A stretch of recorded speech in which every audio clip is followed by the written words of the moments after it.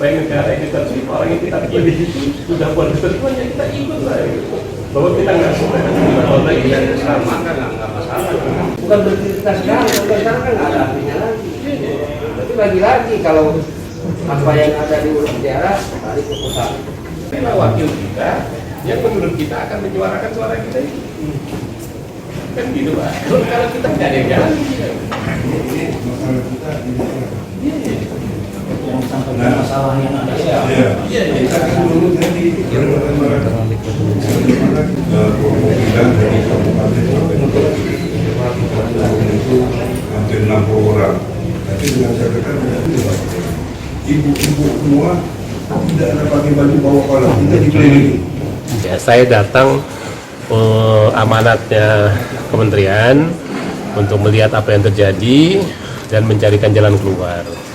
Kami tadi sudah berdiskusi, ada direksi PTBA, ada dari Dinas Pertambangan Provinsi, ada Pak Asisten dari Kabupaten, Pak Camat, dan sekarang kita ketemu Pak Bupati. Kami berusaha mencari jalan keluar yang berkelanjutan dan juga tetap memperhatikan kepentingan masyarakat sambil memperbaiki tata kelolanya. Yang sudah menjadi korban kita doakan supaya mendapat tempat yang terbaik di sisi Allah Subhanahu wa taala. Amin. Kita sekarang berusaha supaya jangan ada korban baru. Nah, supaya jangan ada korban baru itu pertama aspek keselamatan harus dilakukan. Yang kedua, untuk mencapai aspek keselamatan itu ada standar-standar yang harus diterapkan. Nah, yang ketiga, regulasinya akan kami fasilitasi. Ke depan kami sedang menyiapkan konsep untuk membuat supaya petambang-petambang yang sekarang saat ini statusnya ilegal itu akan diupayakan akan dapat berusaha secara legal di bawah pembinaan badan usaha dan masyarakat setempat pun mendapat manfaat. Dukungan Pak Bupati dan jajaran beliau-beliau di sini sambil juga tokoh-tokoh masyarakat. Karena apapun kan masyarakat yang melakukan kegiatan penambangan itu adalah masyarakat yang membutuhkan pemasukan untuk kehidupan mereka.